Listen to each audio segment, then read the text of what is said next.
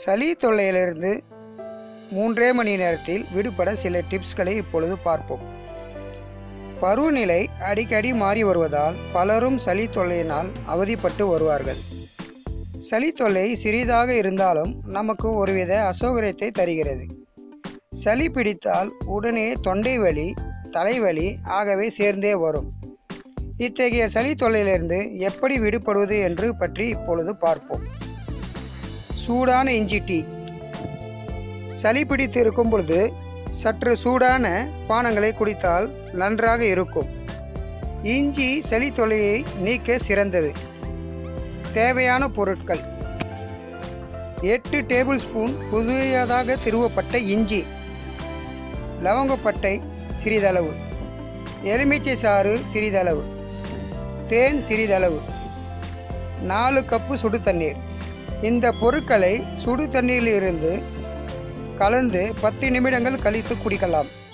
தேவைப்படும் பொழுது சூடு செய்து தினமும் 3 முறை குடித்து வரலாம். அடுத்தது, மஞ்சள் பொடி மற்றும் சுண்ணாம்பு கலந்து தேய்த்தால் சளி தொல்லை விடுபடும். அதை இப்பொழுது பார்ப்போம்.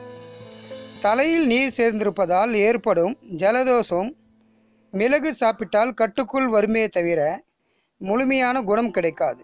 மஞ்சளையும் வெற்றிலைக்கு வைக்கும் சுண்ணாம்பு இரண்டும் சேர்த்தால் இரத்தமான சிகப்பு வண்ணத்தில் கிடைக்கும். இதில் தேவைக்கு தகுந்தது போல நீர் சேர்த்து கொள்ளலாம். இதனை நெற்றியிலும் மூக்கிலும் தடவ வேண்டும். சுண்ணாம்பு சேர்ப்பதால் புண்ணாகி விடுமோ என்ற கவலை வேண்டாம். மஞ்சள் புண்ணாவதை தடுக்கும். இதனை தடவிய பின் நன்றாக தூங்கி ஓய்வெடுக்க வேண்டும். அடுத்தது, நெஞ்சு சளி நீங்க பார்க்க போகிறோம்.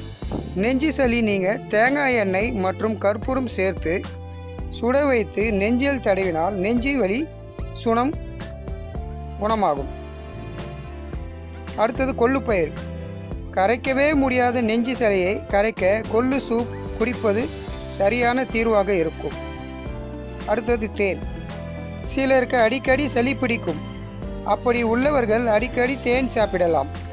தேனில் இருக்கும் விட்டமின் சி அடிக்கடி உண்டாகும் சளி தொல்லையிலிருந்து நம்மை காக்கும். இதை நாம் இப்பொழுதே கடைபிடித்து வந்தாலும் அடுத்தது வரும்பொழுது மழைக்காலம் வருவதால் அதை அப்பொழுது கடைபிடித்தாலும் சளி தொல்லையிலிருந்து நாம் விடுபடலாம். இந்த வீடியோ உங்களுக்கு பிடிச்சிருந்தால் லைக் அண்ட் சப்ஸ்கிரைப் பண்ணுங்கள். இந்த வீடியோ பற்றி ஏதாவது சொல்லணும்னு நினச்சிங்கன்னா கீழே கமெண்ட் பண்ணுங்கள்.